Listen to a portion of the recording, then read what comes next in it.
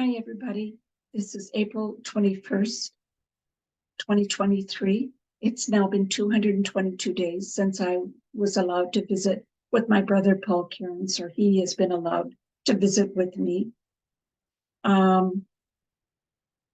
Next week, next Friday on April 28th, that'll be his 65th birthday. He will be eligible for old age security and guaranteed income supplement from the government of Canada. Today, I just wanted, I'm trying to let you know about my efforts to try and reestablish visits with him. I applied to restore the visits in November. The visits were cut off by L'Arche. They threatened to evict Paul if his visits with me were not terminated.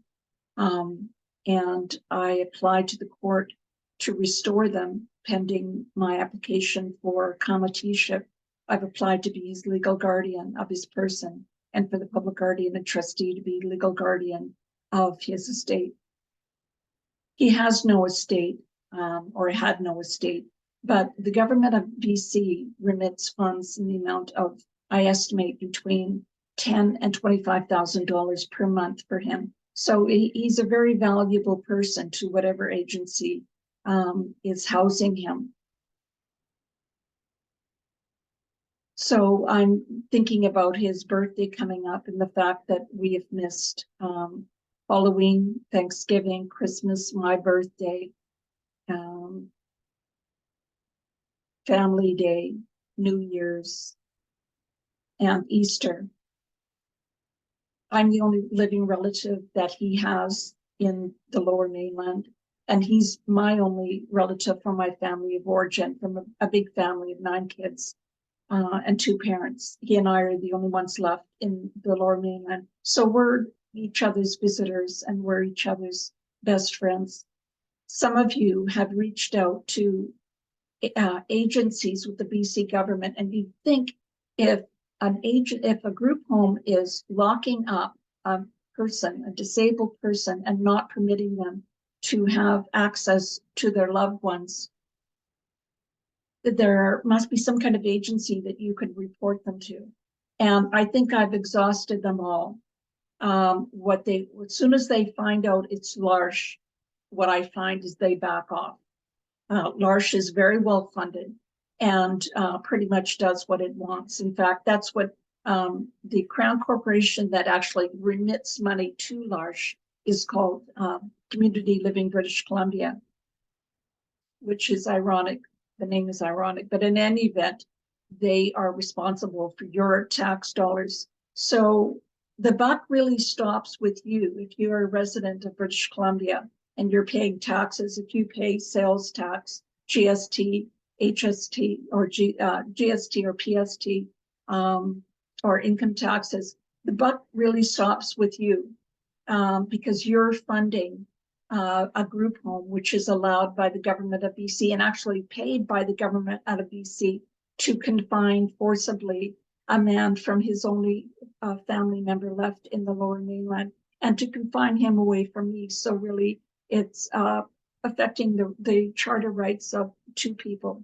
I'll just read a couple of emails from just the most recent agencies that contacted me.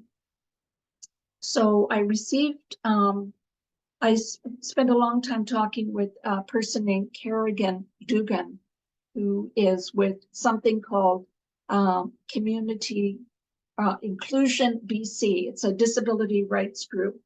I assume it's funded by the government and by donors.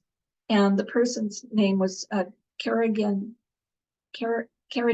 Dugan, Community Inclusion Advocate. Hi, Kathleen. I'm sorry it took so long to get back to you, but I wanted to make sure I had the right information. I cannot help advocate with the legal aspect and family dynamics of the situation, but I can offer to have a meeting with L'Arche and yourself to discuss the quality of life for your brother. It's concerning that his only family member who takes active part in his life would not have access to him. If you would like me to set up the meeting with the manager of L'Arche, I would be more than happy to. So this is a person that's either paid by the government of BC or by donations to help enforce disability rights for disabled people in British Columbia. Then one of my Facebook friends, Sue Morley, I've been in direct messaging with her back and forth about the situation. She's been very, excuse me, very kind, very helpful. And I received an email, excuse me. I received an email from a lady named, I received a phone call from a lady named Denise Carr. And we spoke on the phone for about 30 minutes. I explained the whole background of the story of how L'Arche had initially terminated my visits on the basis of COVID-19. And when that didn't work, then they just terminated my visits altogether. And that I haven't seen my brother for over 200 days, and that I'm the only person that visits him. Now she works with the government, or she's paid by the government as well, with something called the Assisted Living Registry, Community Care. And she said that although she's a licensing agent, because Paul is in a L'Arche group home, and L'Arche is a non-governmental agency that's funded by the government, that she has no jurisdiction over L'Arche, and there was no way she could help. I got the impression that, well, she just wasn't going to help. And she emailed me, and I can't see the email right. Oh, here it is. Okay, so here's what Denise Carr said.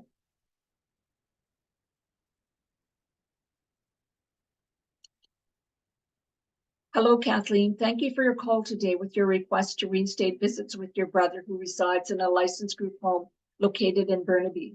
We discussed that the health authorities responsible for licensing and monitoring residential care facilities. You can contact your local health authority community care facility licensing office and ask to speak with the licensing officer about your concerns. You can make a complaint to your local health authority community care licensing office. Contact information can be found on this page. So I've already spoken with the Fraser Health Authority licensing agency, and I've already spoken with them about this. And the agency that actually is like kind of like the police, and if they hear of abuse of someone, they will move in and investigate. They say that they're not, this isn't their jurisdiction, and I wasn't, and again, it seemed to be because L'Arche is the agency.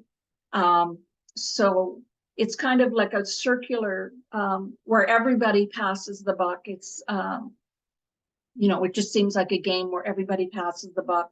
And in the meantime, for 222 days, I haven't seen my brother, and he hasn't seen me. As I told you guys before, I've got lupus.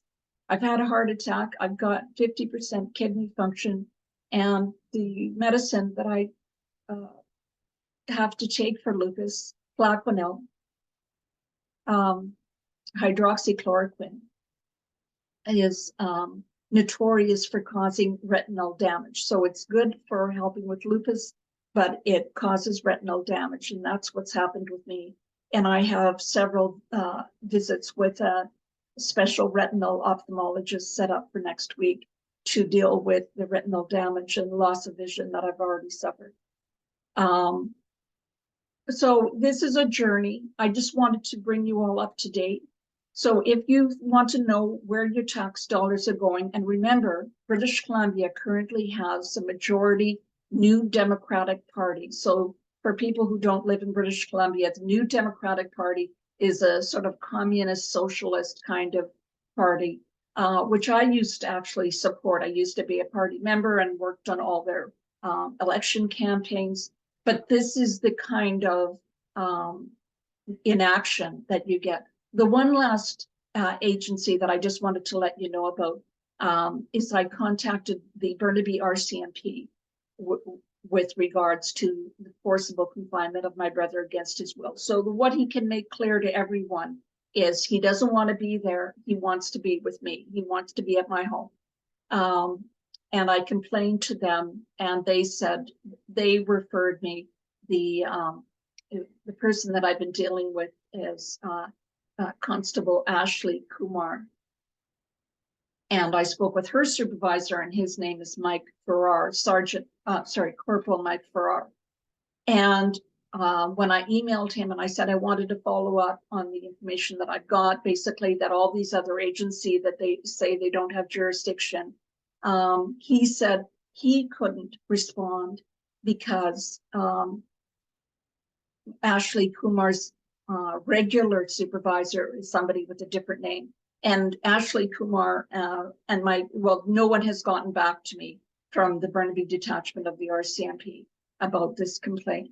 I have a complaint number and everything, but they give me the runaround. They say that it's Fraser Health Authority has jurisdiction, like the local health authority has jurisdiction over this, but then the local health authority, Fraser Health Authority, hasn't done anything. So at this point, I've actually spoken with close to 20 people whose jurisdiction I understood to be the protection of vulnerable seniors. And everyone says it's not their responsibility. So I just wanted to bring you up to date on my latest attempts to restore visits with my brother and his visits with me. As I've said before, if you haven't done it already, please copy and paste. I've put a little email in the description box for this video. Just copy and paste that email, and with the I've got all the addresses there. Copy and paste that email and send it to send it out under your email. I would really appreciate it. The other thing that I really need people to do is to actually dig into your pockets and contribute to the GoFundMe for this. So right now, I've been funding all of this work myself, all of the court costs, and I've actually had court costs ordered against me for trying to restore my brother's visits with me and my visits with him. I need to hire an expert, medical doctor, to write a report about my brother as to what's in his best interest as far as who his guardian or committee should be. So please please send out an email, and also please kick in a few bucks, whatever you can spare, to the GoFundMe account listed in the description box. The link, you just need to click on that link, and everything is as easy as could be. This is how I've spent my retirement. It's a full-time job from 9 o'clock in the morning to 6 o'clock in the afternoon. I do nothing but work on this. I'm trying to do it legally, peacefully, in a way that's in my best interest and in Paul's best interest, but I can't do it without your help. Thank you so much for watching. Love you all.